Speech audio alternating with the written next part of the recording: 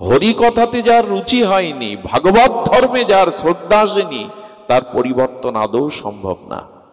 এই ধর্ম যে কত পবিত্র, কত শুদ্ধ, এ ধর্মের যে কত গরিমা মহিমা, এটা আজকেও আমরা জানতে পারিনি। আজও সেভাবে আমরা আপনাদেরকে বোঝাতে, জানাতে, অনুভূতি দিতে পারিনি।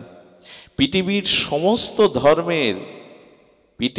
সমস্ত ধর্মের প্রবর্তকের নাম বলা যায়। খ্রিস্টান ধর্ম কত হাজার বছর আগে কে প্রকাশ করেছেন, কে প্রবর্তন করেছেন, ইতিহাসে সবাই এ নাম জানে।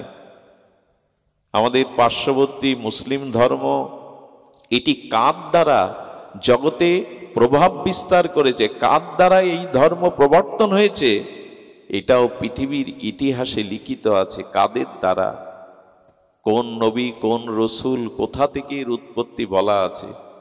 জৈন ধর্ম, প্রত্যেক ধর্মের প্রবর্তকের নাম, সময় সীমা বলা আছে, কিন্তু আপনি একবারও বলতে পারবেন না সনাতন ধর্মর প্রবর্তককারী কে, এই ধর্মের সৃষ্টি কত সালে।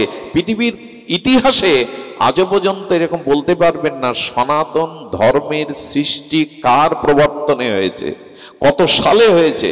বঙ্গোপসাগর কত সালে খনন হয়েছে এ বলতে পারবেন কি? কেউ জানে কি যে খনন কবে হয়েছে বঙ্গোপসাগর? এই ধর্মের, এই বৈদিক শাশ্বত সনাতন ধর্ম, এটি পৃথিবীর সর্বাপেক্ষা প্রাচীন।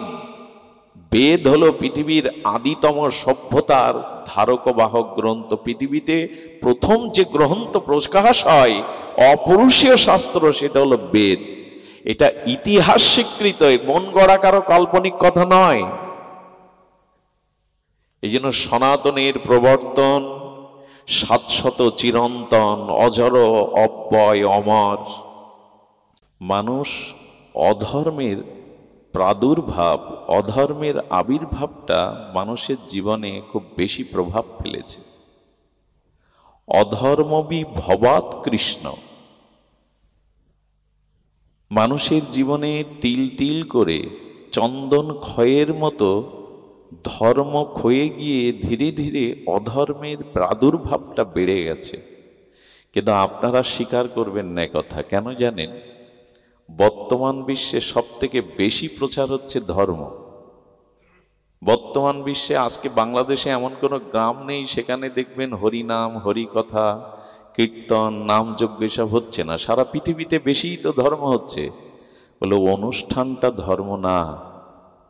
এরকম অনুষ্ঠান যদি 10 সহস্র বছর ধরে করেন, অনুষ্ঠানই থাকবে যদি সেই অনুষ্ঠান থেকে মানুষ সুবুদ্ধি, মানবিক গুণাবলী, আধ্যাত্মিক চেতনা, ভাগবত অনুশীলন দ্বারা পরিবর্তন না হয়, তার স্বভাবের পরিবর্তন না করে, যদি আসরিক ভাব থেকে সে দৈবী ভাবে উত্তীর্ণ না হয়, তবে কোটিয়ে অনুষ্ঠান করে কোনো লাভ হবে না। অনুষ্ঠান ধর্ম নয়, অনুষ্ঠান ধর্ম নয়। অনুষ্ঠান থেকে আচরণ আসবে। আচরণটা যখন অনুভূতিতে কাজ করবে, আমি যখন প্রকৃত মনুষ্যত্ব অর্জন করব, তখনই অনুষ্ঠানের সার্থক। অনুষ্ঠান বেড়েছে, আয়োজন বেড়েছে, কিন্তু মানুষের ধর্মবুদ্ধি, মানবিক বুদ্ধি এগুলো কমেছে।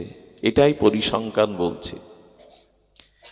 এখান থেকে 100 বছর পেছনে চলে যান, এত অনুষ্ঠান ছিল না, এত যাগযজ্ঞ ছিল না, মানুষ এত শাস্ত্র অধ্যয়নও করত না। কিন্তু মানুষের ভিতরে স্বাভাবিক সহজভাবে সরলতা ছিল, সুবুদ্ধি ছিল, এবং মানুষ অপরের ক্ষতি করতে গেলে, অপরকে দুঃখ কষ্ট দিতে গেলে তার বুক কেঁপে উঠত। অপরকে কাঁদালে তো আমাকে কাঁদতে হবে, এই বিচারটা তাদের মধ্যে ছিল।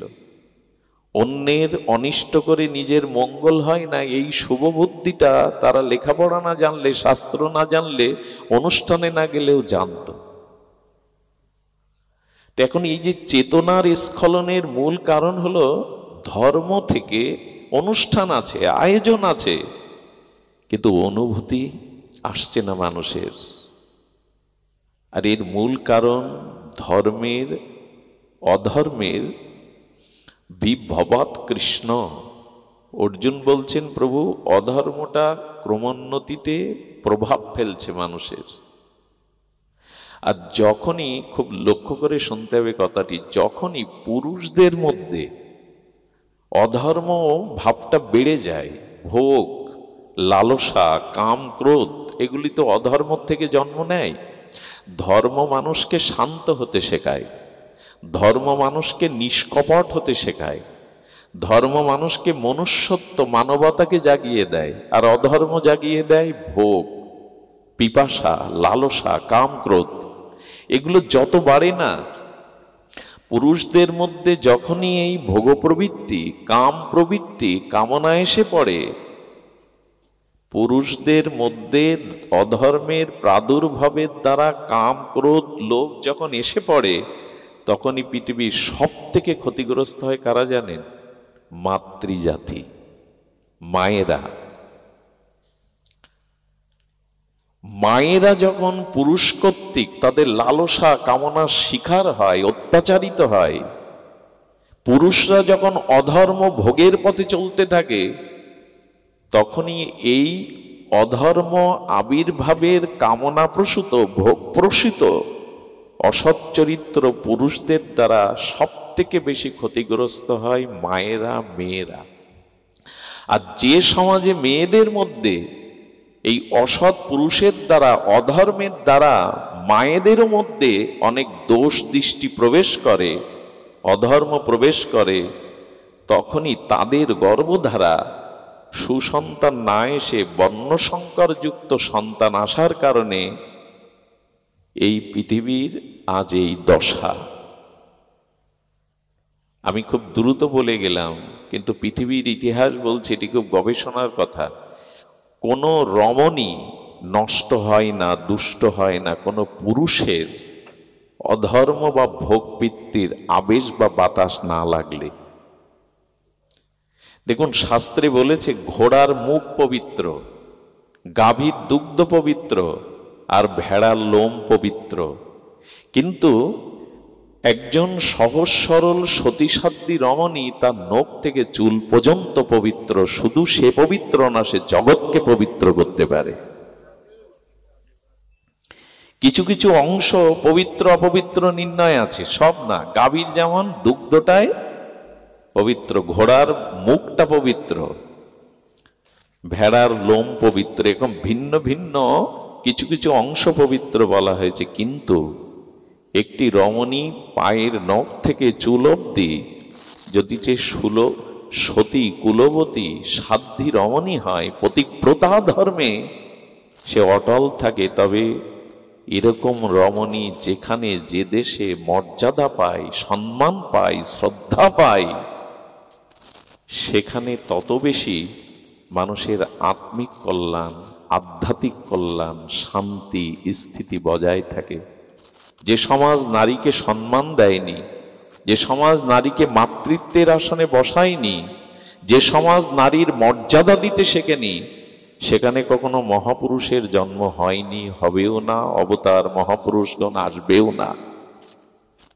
আজ পৃথিবীর এই দুর্দশার কারণ পুরুষদের মধ্যে অধর্মের আবির্ভাব, প্রাদুর্ভাব হওয়ায়, পুরুষগুলো যখন দুষ্ট বুদ্ধি প্রবৃত্তি সম্পন্ন হয়ে গেছে, তখনই তাদের দৃষ্টি নারীদের প্রতি, এবং তখনই এই অধর্ম আবির্ভাব পুরুষদের দ্বারা নারী তার সতীত্ব মর্যাদাকে, কি হচ্ছে এগুলো আবার বাড়ছে কেন আসতে, তো তেমনি তখনই ক্ষতিগ্রস্ত। কোন পুরুষের সংস্পর্শ ছাড়া কোনো নারী বিনষ্ট হতে পারেই না। আপনারা কিছু মনে করবেন না, বাংলাদেশ কেন, উপমহাদেশে এখন একটা অভিশাপ বিরাজ করছে, সেটা হলো নারীর সম্ভ্রমকে কেড়ে নেওয়া হচ্ছে। আমি আর শব্দটা উচ্চারণ করলাম না, শব্দটা উচ্চারণ করতেও বিবেকে বাধে। ধর্ষণ নামক যে শব্দটা, ভয়ানক ব্যাধি আছে পৃথিবীতে, পুরুষদের কর্তৃক এটা হয়, নারী কর্তৃক এটা হয় না। এটাই প্রমাণ করে পুরুষ অধর্ম, ভোগ প্রবৃত্তি, আসরিক বৃত্তি হলে সব থেকে পৃথিবীতে ক্ষতি হয় নারীদের। এবং নারীদের মধ্যে যখন দোষ দৃষ্টি, সতীত্ব এগুলো হারিয়ে যায়, তখনই ধরিত্রী ক্ষতিগ্রস্ত হয়। না, এখানে বলেও তো লাভ নেই। আমি কি বলেছি কি অনুরোধ করে শুনতে পেয়েছেন?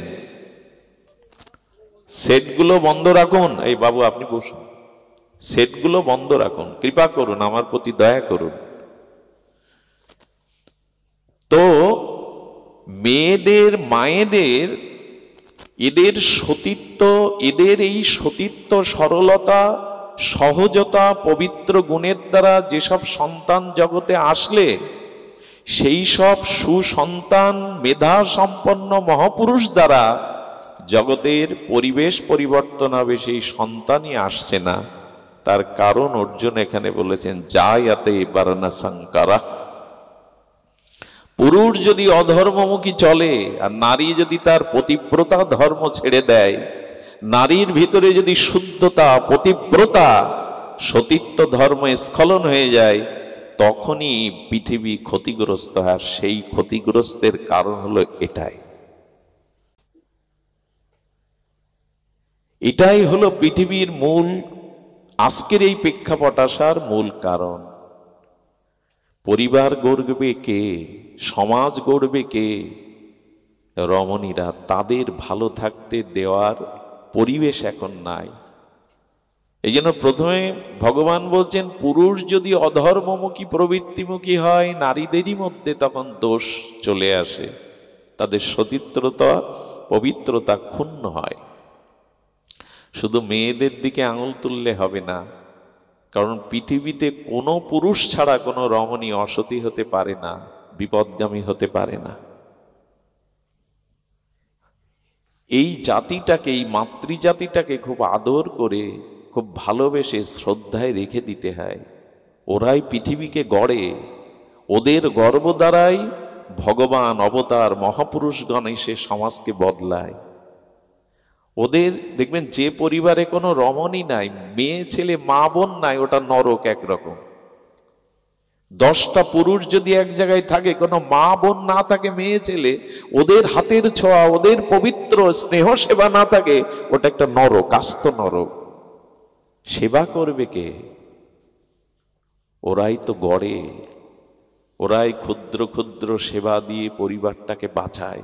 কিন্তু আজ আমরা তাদের ভালো থাকতে দিচ্ছি না। এখন লক্ষ্য করুন, এই সমাজে আমার মনে পড়ে মহারাষ্ট্রে ছত্রপাল বলে প্রায় 7.5 ফুট লম্বা ছিলেন, অন্যতম তিনি ছিলেন ক্ষত্রিয় রাজা ছিলেন মহারাষ্ট্রের, এক সময় নৃপতি ছিলেন।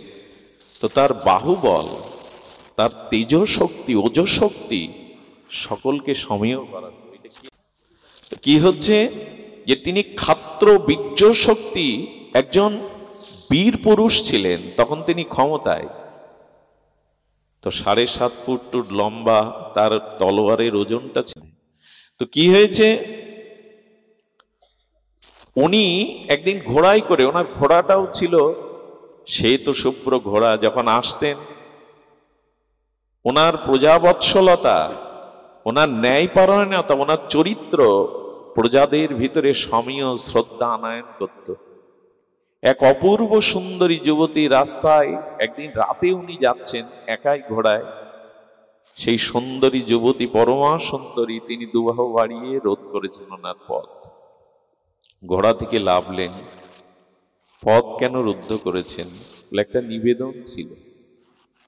এই সুন্দরী রাতের অন্ধকারেও যেন চন্দ্রের শোভাময় জ্যোতিষ, মানে জ্যোতি ছড়িয়ে দিচ্ছে তার রূপের ছটায়।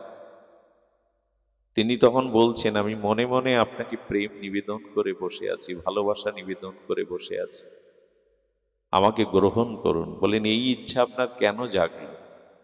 বলেন, জাগলো বহুদিন ধরে মনে মনে এই ধ্যান করেছে, আপনার মতো বীর্যবত্তা, চরিত্রবান একজন শ্রেষ্ঠ পুরুষ সন্তান আমি গর্ভে ধারণ করতে চাই, আর সেটা আপনি ছাড়া আমার আশা পূর্ণ করবেন না।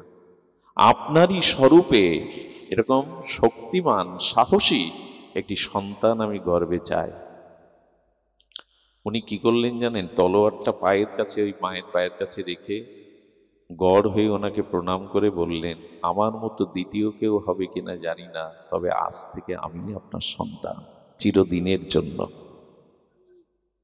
একটা সুন্দরী যুবতীকে রাতের নিশীতে এরকম একজন ক্ষাত্রবীর্য সম্পন্ন মানুষ যদি তাকে মা বলে প্রণাম করে, শুধু বলেননি, ওই নারীর কাম বুদ্ধিটা পুড়ে ছাই হয়ে গেল এই আদর্শের কাছে, চরিত্রের কাছে। দুবাহু প্রসারিত করে মাথায় হাত দিয়ে বললেন, তুমি জয়ী, তুমি শ্রেষ্ঠ। চোখের জলে তার কামবাসনা ধুয়ে গেল। ইনাকে চিরদিনের মতো মাতৃজ্ঞানে তিনি রাজপ্রাসাদে রেখেছিলেন, নিত্য তার পায়ে হাত দিয়ে প্রণাম করতেন। পুরুষ যদি এই ধর্মমুখী হয়, নারীরা দুষ্ট হতে পারে না, বিপদগামী হতে পারে না। এজন্য চরিত্রটা ধর্ম গড়ে দেয়, সাধুসঙ্গ গড়ে দেয়, মানুষের বিবেক ও চেতনা গড়ে দেয়। এইখানেই পদ্মার ভাঙনের মতো সব ভেঙে চুরমার হয়ে গেছে। আর এর জন্য সব থেকে দায়ী পাশ্চাত্য সভ্যতা। নারী নষ্ট হয় পুরুষের কারণে, পুরুষ নষ্ট হয় আধ্যাত্মিক শিক্ষা না থাকার কারণে, সদাচার না থাকার কারণে। আর এই আধ্যাত্মিক সদাচার, বৈদিক সংস্কৃতি নষ্ট হওয়ার মূল কারণ বিদেশি সংস্কৃতি, বাইরের সংস্কৃতি প্রভাব। এই কথাগুলো খুব গবেষণা করেই আমাদের আচার্যরা জানিয়েছেন। আমার মন গড়া কল্পিত কোনো সিদ্ধান্ত নয়। মানুষ যখন আধ্যাত্মিক শিক্ষা না পায়, ধর্মীয় চেতনা না পায়, বৈদিক শিক্ষা না পায়, তখনই সে এই পাশ্চাত্য কৃষ্টি, কালচার, সভ্যতাকে পুঁজি করে। আমি গতদিন কোথায় বলছিলাম, কোনো পুরুষ মানুষ যদি ফু দিয়ে প্রদীপ নেভায়, আর কোনো রমণী যদি এই যে চাল কুমড়ো তাকে বলি দেয়, মানে খাড়া দিয়ে বলি দেয়, 7 জন্ম তার ভিতরে দুঃখ, জরা, ব্যাধি এটি ভোগ করতে হয়, 7 জন্ম। কিন্তু আর সনাতন ধর্মের জন্মদিন পালন করা হয় কি করে? ওখানে গিয়ে ওদের দ্বারাই বাতি নিভানো হয় ফু দিয়ে। অথচ পুরাণ বলছে 7 জন্ম আদি ব্যাধি যন্ত্রণায় ভুগবে যদি কোনো পুরুষ ফু দিয়ে প্রদীপ নেভায়।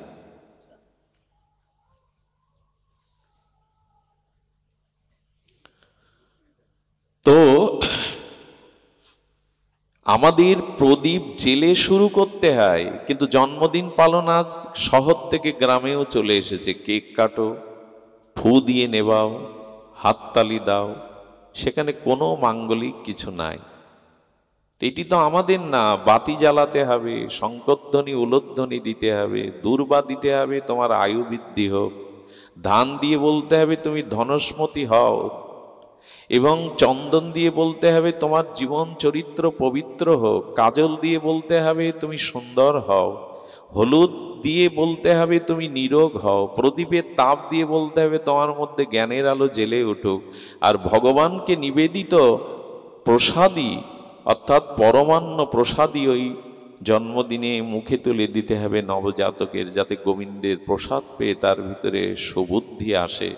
এখানে শঙ্করধ্বনি উলধ্বনি বৈদিক ক্রিয়ার দ্বারা সম্পন্ন করতে হবে। একটু সেবা দিতে হবে ভক্তকে, তা না করে কেক কাটছেন, হাততালি দিচ্ছেন, বেলুন ফুটাচ্ছেন, এ তো আপনার সংস্কৃতি নাই। কিন্তু এগুলো আসলো কোথা থেকে? পাশ্চাত্য থেকে এই হাওয়া আমাদের দেশে চলে এসছে। আজকে সনাতন ধর্মের দুর্গা পূজা, কালী পূজার নাম করে যাত্রা গান হয়, গানের কনসার্ট হয়, সেখানে ধর্মীয় শিক্ষা, ভাগবত অনুশীলনের কোনো ব্যবস্থা নেই। কেউ কেউ প্রথম দিন ভাগবত দিয়ে আর 3-4 দিন যাত্রা গান দেয়। কমিটি মনে করে এটা ধর্মীয় ব্যাপার, মায়ের পূজা, প্রথম দিন একটু গীতা ভাগবত হোক, তারপরে তোমাদের মতো যা ইচ্ছা খুশি করো। এটা ঠিক নয়। জগৎ জননী মা, পরমা বৈষ্ণবী আদ্যা শক্তি, তিনি গান বাজনা চান না, যাত্রা চান না।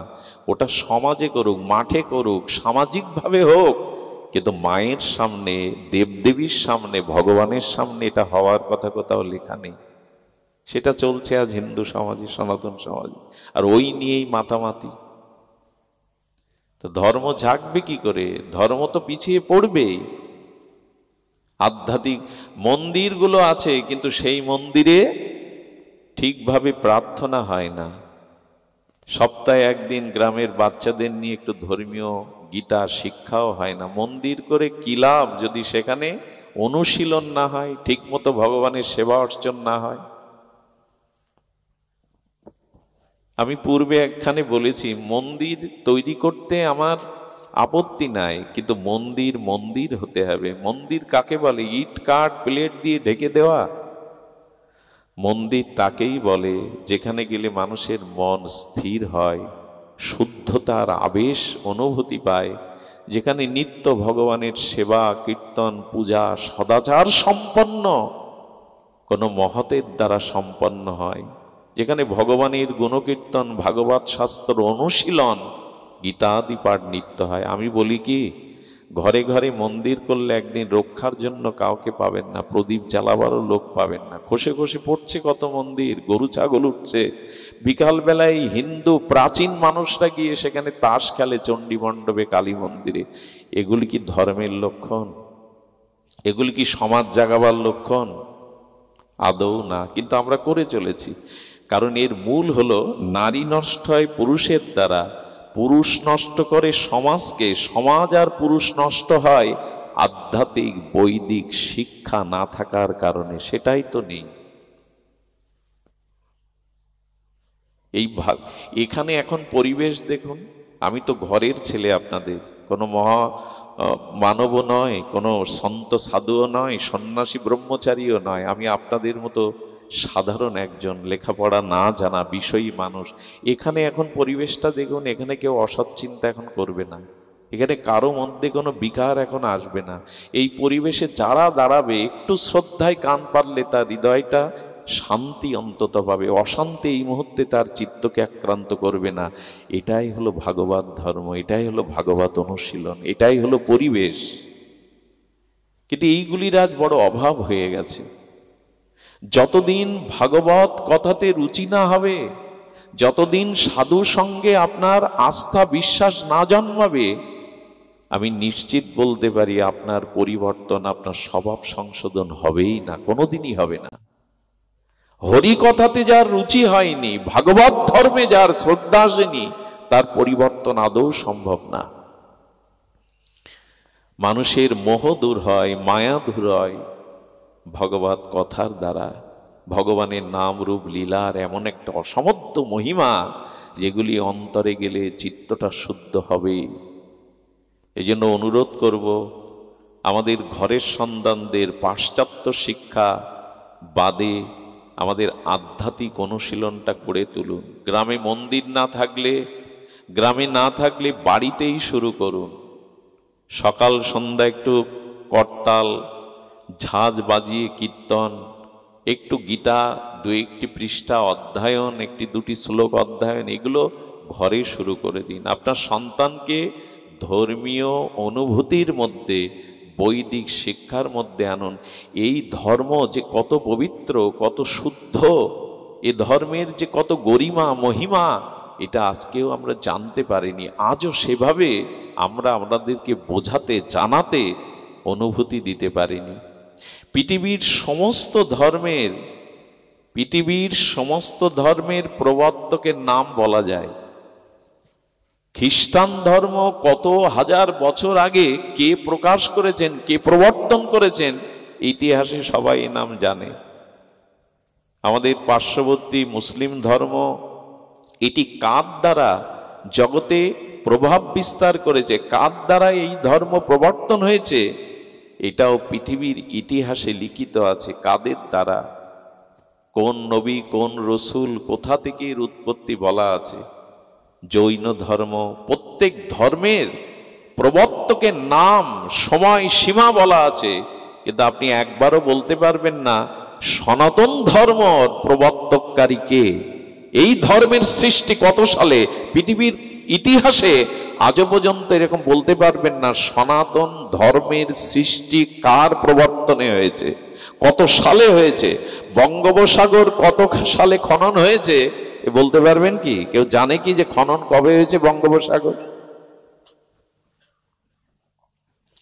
এই ধর্মের, এই বৈদিক শাশ্বত সনাতন ধর্ম, এটি পৃথিবীর সর্বাপেক্ষা প্রাচীন বেদ হলো পৃথিবীর আদিতম সভ্যতার ধারক বাহক গ্রন্থ। পৃথিবীতে প্রথম যে গ্রন্থ প্রকাশ হয় অপরুষীয় শাস্ত্র, সেটা হলো বেদ। এটা ইতিহাস স্বীকৃত, মন গড়া কারো কাল্পনিক কথা নয়। এই জন্য সনাতনের প্রবর্তন শাশ্বত, চিরন্তন, অজর, অব্যয়, অমর। স্বামী বিবেকানন্দ চিকাগোয় ৭,০০০ বরেণ্য বৈদিক সনাতন ধর্মের পক্ষ থেকে এসেছি। কত বড় সিংহ কণ্ঠে জানিয়ে দিলেন, পৃথিবীর সর্বাপেক্ষা প্রাচীন সকল ধর্মের জননী স্বরূপা আমি সনাতন বৈদিক ধর্মের পক্ষ থেকে এসেছি। এ ধর্মের সাল তারিখ প্রবর্তন কারো দ্বারা সৃষ্টি হয়নি, এই জন্য তো এটা সনাতন। ভগবান নিজে গীতাতে বলেছেন, আমি সনাতন, এ ধর্মের রক্ষক আমি, ভয় নাই। এটা কাচের গ্লাস নয় যে ভেঙে গেলেই শেষ হয়ে গেল। সনাতন ধ্বংস হতে পারে না, কিন্তু পিছিয়ে পড়েছি আমাদেরই কারণে, আমরা জানি না। আর এই বৈদিক সনাতন ধর্মের মূল হলো বেদ। এই বেদকে কৃষ্ণ দ্বৈপায়ন বেদব্যাস 4 খণ্ড করেছিলেন। হ্যাঁ, বেদ, ঋগ্বেদ, সামবেদ, যজুর্বেদ, অথর্ববেদ 4 ভাগে ভাগ করেছিলেন। আর বেদের মন্ত্র কি? মূল মন্ত্র দেখুন, এটা বদলাবে না। আচ্ছা, এখান থেকে 1 কোটি বছর আগে বা লক্ষ বছর আগে অঙ্কের জ্যামিতির সংখ্যা 2 ছিল। কোটি বা লক্ষ বছর পরে এখনো অঙ্কের জ্যামিতিতে 2 সংখ্যাটা আছে কিনা? এখান থেকে লাখ বছর পরে ওই 2 কি বদলাবে? একটা সংখ্যা বদলায়নি। তেমন সনাতন ধর্মের এটা কি বলা হয় যে চিরন্তন, শাশ্বত। আচ্ছা, এই যে কথাগুলো আমাদের কারো অজানা নয়। এখানে 8 থেকে 80 বছর সবাই এই কথা বহুবার শুনেছেন, জানেন। বলছি কেন নিজের দিকটা তাকান। আমরা কাঙাল নই, আমরা ভিখারি নই। আমাদের এই ধর্মে জন্মগ্রহণটা কত সৌভাগ্যের, কিন্তু আজ অভিশাপের করে ফেলেছে, আমাদেরই দোষ। এই ধর্ম জন্মগ্রহণ বহু সৌভাগ্যে হয়, আর সেই ভাগ্য পেয়ে আজ দুর্ভাগ্যে আমরা পতিত হয়ে গেছি। তো এই ঋক, সাম, যজু, অথর্ব বেদের মূল মন্ত্র কি? খুব ধ্যান দিয়ে শুনুন। ধর্ম কাকে বলে? বেদ ভগবান জানিয়েছে। বেদ হলো ভগবান। তিনি বলেছেন সত্যং বদ ধর্মং চর, এই হলো বেদের মূল মন্ত্র। ওঙ্কার প্রণাম পৃথিবীতে বেদ জানিয়ে বললেন, সেই পরম ব্রহ্মের বেদের মূল বাণী হলো সত্যং বদ ধর্মং চর। এটা বদলাবে না। পৃথিবী যতদিন থাকবে, মহাপ্রলয় না হবে, এই বাণী সকলকে মঙ্গলের জন্য বেদের এই বাণী পরিবর্তন হবে না। ওই 2 সংখ্যা যেমন পরিবর্তন হবে না, সেটা হলো সত্য বলো আর ধর্মপথে চলো। এটা বদলাবে? এটা পৃথিবীর কোনো মানুষের জন্য অপ্রয়োজনীয় শব্দ নয়। এটাই শাশ্বত বেদের সত্য। সত্যং বদ, সত্য বলো, এবং ধর্মাং চর, ধর্মপথে, যাতে নিজের কল্যাণ হয়, নিজের উদ্ধার হয়, নিজের মঙ্গল হয়, সাথে সাথে অন্যেরও কল্যাণ হয়। এটাই ধর্ম। এই পথে চলো, অধর্ম পথে যেও না, পতনের পথে, স্খলনের পথে যেও না। বেদের এই মন্ত্র যেমন অপরুষীয় শাস্ত্রের মহাবাণী, এ পৃথিবী যতদিন থাকবে এই বাণীর শাশ্বততা থাকবে। বেদ আর কি বলেছেন? বেদ আর 4টি মন্ত্র বলেছেন। মাতৃদেব ভব, পিতৃদেব ভব, আচার্য দেব ভব, অতিথি দেব ভব। আহা, কি অপূর্ব মাধুর্যময় এই বাণী। জীবনের শুরুটা করো মাকে দেবী জ্ঞান করে, মাকে পূজা করে, মাকে সেবা করে। মাতৃদেব ভব। লোকনাথ বাবা বলতেন যে অল্প বইতে পারে না, সে বেশি বইবে কি করে? যার 10 কেজি বইবার ক্ষমতা নেই, সে 100 কেজি কি করে বইবে? তা নিজের গর্ভধারিণী জননীকেই যে সেবা করতে পারলো না, প্রণাম করতে পারলো না, শ্রদ্ধা করতে পারলো না, সে দেবীকে কি প্রণাম করবে? অল্প যে বইতে পারলো না, সে যে নিজের পিতাকে বইতে পারলো না, সে পরম পিতা কি করে বইবে?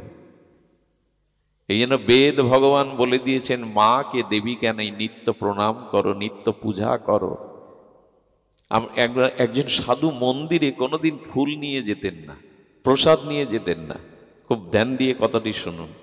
তিনি সাধারণ সাধু না, একজন মহান আচার্য উত্তর ভারতে। তার শিষ্যরা একদিন বলছে, বাবা আপনি মন্দিরে কখনো ফুল বা প্রসাদ কেন নিয়ে যান না?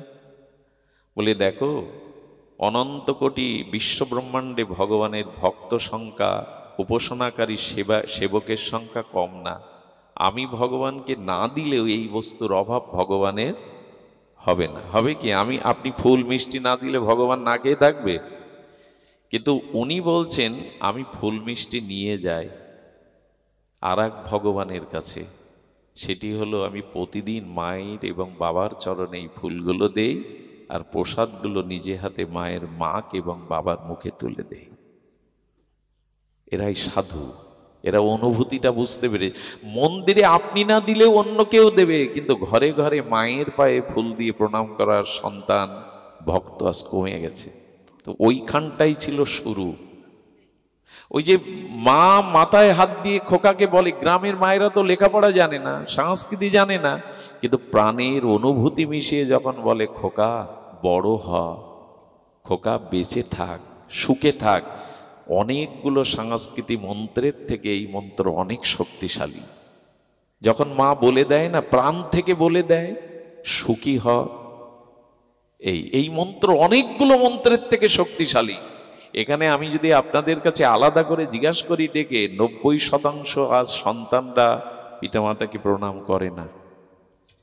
কিন্তু ভগবান রাম করতেন, সকালে উঠেই আগে কৌশল্যাকে, পিতা দশরথকে এবং গুরু বশিষ্ঠকে প্রণাম করে রামের দিন শুরু হতো। এ তো কোনো তপস্যার বিষয় না, কোনো মালা জপের বিষয় না, মন্দিরে আরতি করার বিষয় না। এইটুকু তো সকলেই করতে পারে, কিন্তু এর মধ্যে 90% মানুষ এটি করে না। শিক্ষিত মানুষরা তো ছেড়েই দিয়েছে এগুলো। একটু খারাপ লাগলো না? হিন্দু ধর্মের অবস্থা কি জানেন? এখন বদলেছে। অনেক শিক্ষিত মানুষ যারা ডাক্তার, মাস্টার, ইঞ্জিনিয়ার একবার হয়ে গেছে, মন্দিরে যেখানে পাড়ায় যেখানে খোল করতাল নিয়ে কীর্তন করে না, ওরা রাস্তা দিয়ে কি বলতে বলতে যায় জানেন? এই মানুষগুলোর খেয়ে দিয়ে কাজ নেই, খিচুড়ি খায় আর খোল পিটায় আর হরিবল বলে। ওরা এই সমালোচনাটা করে এই ধর্মের, এই সংকীর্তনের। আজকে দেখবেন মঠ মন্দিরে যেখানে হরিনাম হচ্ছে, ওখানে একজন প্রফেসর নাই, ওখানে একজন ডাক্তার নাই। এরা থাকলে কি হতো জানেন? যৎ শ্রেষ্ঠস্তর আচারণ, যৎ আচারতি শ্রেষ্ঠস্তর জনা। যদি কোনো শ্রেষ্ঠ ব্যক্তি ধর্মের সারিতে এসে নিতাই গৌর বলে, প্রণাম করে, তবে সাধারণরা উদ্বুদ্ধ হয়। আমাদের গ্রামের শিক্ষক, গ্রামের ইঞ্জিনিয়ার, গ্রামের ম্যাজিস্ট্রেট, সে আজকে প্রণাম করছে, এসে কীর্তন করছে, সাধারণ মানুষ উদ্বুদ্ধ হয়। কিন্তু সনাতন ধর্মে এই মানুষগুলো প্রথম সারিতে আসে না। আমাদের মতো কিছু লোকের খেয়ে দিয়ে কাজ নেই, খোল করতাল পিটাও, হরিনাম করো, সাধারণ গ্রামের লোকগুলো। অন্য ধর্মে তাকিয়ে দেখুন, প্রথম সারিতে দেশের রাষ্ট্রপতি থেকে শুরু করে বড় বড় বাঘা বাঘা মানুষগুলো ধর্মের সারিতে। এই ধর্মের শুধু মানুষ আসতে চায় না। তবে এটা এখন বদলেছে, এটা এখন বলা যাবে না। আমি সারা বাংলাদেশ ঘুরে দেখেছি, অনেক শিক্ষিত মানুষ এখন আসছেন। আমি মাঝে এক অনুষ্ঠানে গিয়ে দেখি একজন আসতে দেখে সবাই উঠে দাঁড়াচ্ছে, কিন্তু উনি হাত জোড় করে নিবেদন করছে। ওনাকে আসন দেয়া হলো, আসনে বসলেন না, একরকম মাটিতেই বসলেন। অনুষ্ঠানের পরে যখন পরিচয় হলো, উনি জেলা জজ একজন। এখন এটা বদলেছে, এখানে এখন 2-4 জন মাস্টার, ডাক্তার, ইঞ্জিনিয়ার এগুলো পাবেন, প্রফেসর। কিছুটা বদলেছে। তো এরা যত এগিয়ে আসবে সাধারণ তত। এখানে গ্রামের হাই স্কুলের মাস্টার যদি বসে ভাগবত শোনে, হরিনাম করে, সাধারণরা উদ্বুদ্ধ হবে। এটার অভাব সনাতন ধর্মে। একবার একটু প্রতিষ্ঠিত হয়ে গেলে আর ওই বছর শেষে দুর্গা পূজায় আসে, কিছু দান ধ্যান করে, পূজায় আত্মীয় স্বজন নিয়ে কাটিয়ে আবার চলে যায় কর্মস্থলে। এদের দায়িত্ব ছিল না ধর্মের প্রতি, সমাজের প্রতি, মানুষের প্রতি? সময় নাই। তো এই জন্য শাস্ত্রে বলেছে, বেদ প্রথমেই বলেছেন পিতামাতাকে আগে সেবা করো, শ্রদ্ধা করো। মাতৃ দেবো ভব, দেবী জ্ঞানে, তাকে প্রণাম করো, সেবা করো। কিন্তু এখন আমাদের একটা অসুবিধা হয়েছে, মা বোঝে না, বাবা পাগল। এই এটা আমরা বানিয়ে ফেলেছি। আগেকার মানুষ, তাদের জ্ঞান বুদ্ধি নেই, এরা পাগল। একবার এক কীর্তনিয়া বলেছিল, কোনো পুত্রবধূ যদি শাশুড়িকে বা শ্বশুরকে পাগল বলে গালি দেয়, এটা ওর শেখানো গালি না। স্ত্রী যদি সোহাগ বলে স্বামীকে জানায় তোমার বাবা আমাকে এই বলেছে তাই বলেছে, তখন ওই পুরুষই, নারী মুখ পুরুষ তো, ভোগমুখ পুরুষ বলে বাদ দাও। পুরানো দিনের মাথা খারাপ করা মানুষ, মানুষ পাগলের কথা শোনে। তো এই বৌমাই যদি সকালে শ্বশুরকে পাগল বলে, এ দোষটা ওই মায়ের না, ওকে শেখানো হয়েছে। এই জন্য পিতামাতার শ্রদ্ধাটাই তো ফিরে আসছে না। গুরুদেব বাড়ি এলেই আগে আমরা চরণ জল করি। আমি কোথাও গিয়ে আমার পা ধোয়াতে আজও দেই না, আমি ওর অধিকারী না। আমি যদি কেউ জোর জবরদস্তি করে, আগে বলি তোমার বাড়িতে বাবা মা আছে, ওদেরকে এনে আজকের এই অনুষ্ঠানে চেয়ারে বসে আগে পা ধোও। পিতামাতাকেই এই শ্রদ্ধাটা, আমরা বাইরে সাধু আসছে চরণ ধোয়াতে হয়, কিন্তু পিতামাতা বাদ পড়ে যায়, ওরাই অধিকারী। কথাগুলো খুব সামাজিক হয়ে যাচ্ছে, খুব মানে স্থূল হয়ে যাচ্ছে, কিন্তু স্থূল কথা নয়, এইগুলো সার কথা। এটা বেদের কথা। মাতৃ দেব ভব, পিতৃ দেব ভব, আচার্য দেব ভব। যারা শ্রেষ্ঠ আচরণশীল সাধুগুরু বৈষ্ণব, তাদেরকে শ্রদ্ধা করো, প্রণাম করো। আর অতিথি দেব ভব, গৃহে অতিথিকে নারায়ণ জ্ঞান করো, ভগবান জ্ঞান করো। অতিথি সেবাও উঠে গেছে। হ্যাঁ, আজকে জামাই আদর বুঝি, সাধু আদর বুঝি না। জামাই মেয়েকে পেটাই ধরে ঘরে, সে আসলে তার আদর বুঝি, অথচ সাধু বাড়ি এলে তার আদর বুঝি না। এই জন্য বেদের এই মন্ত্র, আচ্ছা বেদের এই মন্ত্র, এই যে সত্যং বদ ধর্মং চর, এর প্রমাণ কে দেবে? বেদ ভগবান তো বলে গেল। এর প্রমাণের জন্য কৃষ্ণদ্বৈপায়ন বেদব্যাস 18টা পুরাণ সৃষ্টি করলেন। কটা পুরাণ? 18 খানা পুরাণ। এই পুরাণের দ্বারা বেদের বাণীকে সাকার করলেন, মূর্তি করলেন। সত্য বলে আর ধর্মপথে চলেছিল, তার প্রমাণ বেদ লিখেছে, কিন্তু প্রমাণ দিয়েছে পুরাণ। সেই পুরাণ হলো হরিশ্চন্দ্রের দিকে তাকান, সত্য কি করে রক্ষা করতে হয় আর ধর্ম কি করে রক্ষা করতে হয়। তিনি ধর্ম রক্ষার জন্য বিশ্বামিত্রকে রাজ্য দান করে তার দক্ষিণার জন্য কাশীতে নিজের স্ত্রীকে দাসী রূপে বিক্রি করে দিয়েছিলেন। নিজে চণ্ডাল হয়ে শ্মশানে দাঁড়িয়েছিলেন, কিন্তু সত্যকে লঙ্ঘন করেননি। বেদের এই বাণী পুরাণে এসে দেখাচ্ছেন, কারণ না দেখালে আমরা বুঝতে পারবো না। না দেখালে, এই মন্ত্র আচরণটাকেও না করলে আমরা উদ্বুদ্ধ হব না। এই জন্য কৃষ্ণদ্বৈপায়ন বেদব্যাস বেদ বিভাজন করে পুরাণ করলেন 18 খানা। এই দেখো বেদের বাণীটা সত্য কি করে রক্ষা করতে হয়। আচ্ছা, শ্রুতি এবং স্মৃতি, শ্রুতিশাস্ত্র, স্মৃতিশাস্ত্র, বেদাদি শাস্ত্রকে প্রমাণ করার জন্য কি বলেছেন? স্মৃতিশাস্ত্র এসেছে। একটু লক্ষ্য করুন, ওখানে বলা হলো সত্যং বদ, সত্য বলো, এটা বেদের বাণী। কিন্তু উপনিষদ এসে বলছেন সবসময় সত্য বলা ঠিক না, কখনো কখনো চরম সত্যটাই মিথ্যা হয়ে যায়, আর কখনো কখনো মিথ্যাটাই চরম। এটা জানার জন্য আবার বেদ থেকে শ্রুতি স্মৃতিশাস্ত্র করেছেন দ্বৈপায়ন বেদব্যাস। একটা মেয়েকে সন্ত্রাসীরা তাড়িয়েছে, তার দিকে প্রলোভনের দৃষ্টি দিয়ে মেয়েটা আপনার ঘরে এসে আশ্রয় নিয়ে বলল আমাকে বাঁচান। আপনি কি ওই সন্ত্রাসীদের বলবেন সত্যবাদিতা রক্ষা করতে যে আমার ঘরে মেয়েটা লুকিয়েছে? এই সত্যটা ওখানে সত্য কি? কারো জীবনের জন্য, কারো জীবন বাঁচানোর জন্য, কোনো প্রাণীর মঙ্গলের জন্য, কোনো অশান্তির দাবানল হতে রক্ষার জন্য যে মিথ্যা, সেটাই সত্য। সত্য সবসময় সত্য নয়। এই বেদের এই বাণীকে বোঝানোর জন্য শ্রুতি স্মৃতি শাস্ত্র এসেছে, এবং এই স্মৃতি শ্রুতি বেদকে বোঝানোর জন্য পুরাণ এসেছে। আর এই 18 খানা পুরাণের মধ্যে অন্যতম মহাপুরাণ, পুরাণ শিরোমণি হলেন ভাগবত। এই যে সব জায়গায় এখন ভাগবত কথা কেন? সমগ্র পুরাণের মধ্যে শ্রেষ্ঠ পুরাণ হলো অমর পুরাণ শ্রীমৎ ভাগবত। এটা ভাগবতীয় অনুষ্ঠান। আমি সূচনাটা করলাম অন্যভাবে, এই জন্য বর্তমান প্রেক্ষাপটকে উপেক্ষা করে কিছু বলা যায় না।